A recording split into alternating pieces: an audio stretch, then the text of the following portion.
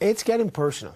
It is getting personal. It's getting heated over the government's election reform bill. That's how it played out in the House today. The Minister of State, Pierre Poilievre, called a lightweight by Tom Mulcair compared to a pigeon by Wayne Easter. Poilievre responds himself, but last night Mr. Poilievre himself was accused of launching a personal attack on the Chief Electoral Officer. The former Auditor General, Sheila Fraser, says he should apologize. He's attacking independent officers of Parliament.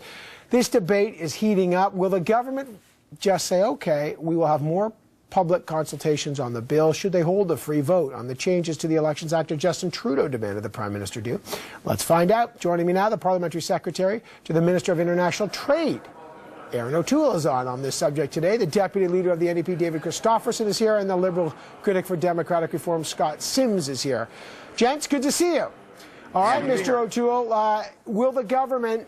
First of all, let's talk about the position. Mr. Poilievre has essentially said that the Chief Electoral Officer, Marc Méran, has told astonishing untruths and allegations and is a power grab. Some view this as a direct attack on an independent officer of Parliament. Will your government apologize for that, or are you standing by those criticisms of Marc Méran? Well, listen, Evan, I think tempers have been heated on all sides, and we saw that yesterday, we saw that today. People are frustrated, a lot of claims are going around. I'm smiling slightly because I'm still thinking of Wayne Easter doing the pigeon. But it is a serious topic. You know, a lot of people are suggesting that this bill is intended to disenfranchise Canadians, and that's certainly not the case in any way. And in fact, if we had a more responsible discussion on parts of the Fair Elections Act, we could actually see that it's going to make elections more fair, more predictable, ensure there's more confidence in them. And right now, there are ways that we can ensure more disenfranchised people vote. They're already in place if we just had a more productive discussion on how to do that, because it's clear, a lot of witnesses have said to the committee that voter participation is totally different than any obstacles that identification might charge. So a lot of people that don't vote are not voting because they're not engaged. It's not because of identification requirements. Well, there's no question that voter participation is a key issue. And you talk about listing it, and you seem reasonable on the situation. So let's try to have part of that discussion. Again, when the government hears that long list of critics from Marc Méran, the Commissioner, the former CEO, Sheila Fraser, I mean, you and I have watched this parade of people who have been intimately involved with elections, and some pretty high-profile voices all say, in trying to fix a problem of voter fraud, you are creating a bigger problem of voter disenfranchisement. Push a pause button before you rush this bill through. In your view, will the government now, in listening to that, say, okay, we're listening to some of this, we are open to amendments? Is the government open to amendments? Evan, we said we are open to some amendments, and committee is discussing some of these or hearing from witnesses right now. But in many ways, we should not be surprised by a lot of people that have concern, and the parade of people you suggested, because Mr. Neufeld, Elections Canada's expert, predicted this. I'd invite Canadians to look at page 24 of his report, where he said because of historical and cultural factors, there's going to be resistance to changing our system, even if it's intended to make it better and to reduce the irregularities at registration and at vouching. I invite Canadians to read it. But Mr. Be careful what you invite, because I'll invite you to listen to Harry Neufeld, who was on this program, and he said, quote, Pierre Poilievre is selectively quoting his report out of context, and he said he's misreading the voter issues as voter fraud when they're not voter fraud at all. And he's suggesting that and he said to me that the government has frankly taken his report out of context. I think there's been a lot of discussion about fraud, when the real issue that Mr. Neufeld suggested, both at committee and on your program, is problems with registration and vouching. His report shows between 46% serious errors with vouching and 80% errors in the last election and his audit. It doesn't really matter if they're fraud, Evan, or just irregularities that could overturn a result, because he said clearly those errors account for almost 500 errors per riding. But And Mr. we need O'Toole, to fix he that. did say in mistaking irregularities for fraud and then imposing a system to fix it, like getting rid of vouching, his concern, he's very overt, is in the end you will disenfranchise hundreds of thousands of voters. In other words, your cure is worse than the disease. Let's look at that number that a number of people are quoting. The hundreds of thousands of people they're quoting are the 120,000 people that vouched. Assuming they're going to be disenfranchised means assuming all of them don't have any form of identification. That's clearly not the case. What we're saying is Elections Canada already has 39 pieces of identification that will allow you to register on Election Day if you're not on the official list of electors. And we think that's reasonable. And you know what? Elections Canada can continue to add to that list of 39 to make sure that the bare minimum of making sure that we know that people that should vote are voting and people that shouldn't aren't. It's a reasonable measure, Evan. David Christopherson, it got pretty personal. Your leader called Mr. Poilievre a lightweight in the House, but you're concerned that there's been personal attacks against the credibility of the Chief Electoral Officer. First of all, is it getting a little too personal for Mr. Poilievre? Well, he certainly brings that kind of thing on himself with his own kind of attacks on people. But I wanted to deal directly, if I can, Evan, with this issue of taking on and criticizing the Chief Electoral Officer. Canadians need to understand that the Chief Electoral Officer has exactly the same status as the Auditor General. Now, I've seen governments come and governments go, and they will defend themselves against an Auditor General report, a committee I've been on for 10 years. But not once has any government ever gone after the integrity of Sheila Fraser or Michael Ferguson. And that speaks to the competence and professionalism that they bring. A government that finds themselves in the kind of political hot water that the government's in now, and the kind of pressure that they're under, is now looking for a diversion. And the diversion is that they're willing to go so low as to go after the personal integrity of the Chief Electoral Officer, who is Canadians' best friend and best defense against the kind of fraud and robocall tactics that we've seen in the previous election. And the fact that there is no one, and virtually no one, of any repute on the issue of elections that is standing with this government leaves us so frustrated. The government says listen to Canadians, but they won't go out and listen to Canadians. They say listen to the evidence, but the evidence is they're wrong. Scott Sims, you hear Mr. Christopherson in terms of the attacks on Elections Canada. There was another member of the government caucus taking shots at Election Canada's professionalism today, Tory MP Jay Aspin, who won his seat in Nipissing-Temiskaming by 18 seats. Says Elections Canada handled the robocall investigation into his riding, quote, unprofessionally, and he accused the agency of leaking to the media. In your view, what do you make of these allegations against the professionalism of Elections Canada? Well, it follows the same vein of what happened with Pierre Poilievre in going after Marc Mayran, because what they're doing is, as was pointed out, is that if you can't win the argument based on the fact alone, just on the logic of the legislation, look at it piece by piece.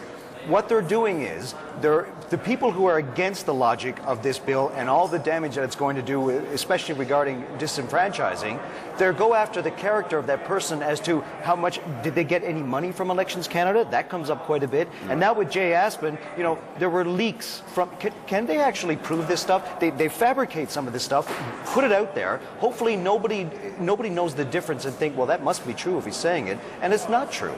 Well, let Mr. O'Toole. Jay, there's a Conservative MP saying that Elections Canada is leaking and is unprofessional. Any proof?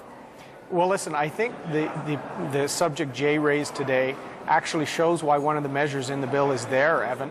By taking the investigation part and prosecution out of Elections Canada to the DPP will remove even any people's impression that the Elections Canada administration is driving the investigation. This is why it's good to do that. I don't know exactly because you don't want leaks. But is that why? Anybody that has concerns like that, by moving it out and separating those two functions, is Jay a lot more balanced. What recommendation from an expert came up with that idea? Well, Sorry. Go ahead, Mr. Christopherson, go ahead. I was just going to say, most of these amendments or the changes that they've made that they're proposing, nobody recommended. There's no recommendation from the Chief Electoral Officer that this would be an improvement, or from Elections Canada, or from any other expert. It's just their own idea of what the law should look like. And does anybody doubt that this law is being crafted to help the Conservative Party win the next election? Does anybody really believe that? Come along. A lot of public agencies, including securities commissions, have looked at separating the investigation and the prosecution, the people looking back at what happened,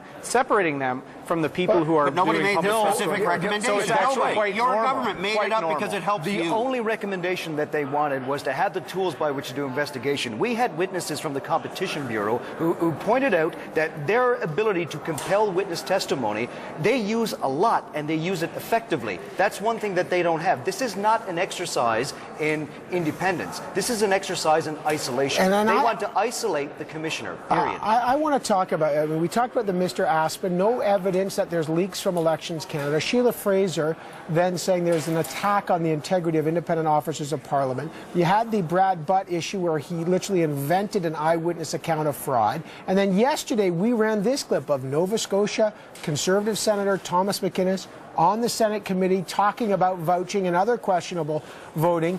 And he was talking to Sheila Fraser, and here's what he said he's personally witnessed. Check this out.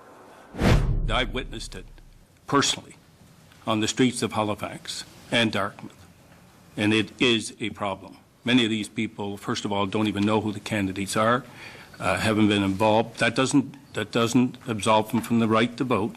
I realize that. I've seen them actually. People take them right in and almost mark their ballot. That's how serious this is, and it's thousands and thousands. The senator infers that or implies he's witnessed thousands and thousands of questionable cases of voter identification issues. The senator, we asked him whether he reported these thousands of cases to Elections Canada. He put out a statement today, and I'll just show you what he said. He goes, his office says his reference to thousands and thousands was the number of alleged fraudulent voters across the country and not in Halifax. First of all, we don't know if there were thousands and thousands of cases. We talked to Elections Canada. They say there hasn't been. Again, Mr. O'Toole, from Mr. Butt, now Mr. Aspen, and now, of course, this senator, there are all these allegations that there's fraud or leaks, and yet there's no evidence. What are Canadians to make of these reports that Conservatives are coming out with to justify the bill, and yet, to be frank, we cannot find any evidence to support it? Well, listen, Evan, the evidence of the Neufeld report says there's huge irregularities in vouching, whether they're from fraud, whether they're just mistakes or serious mistakes.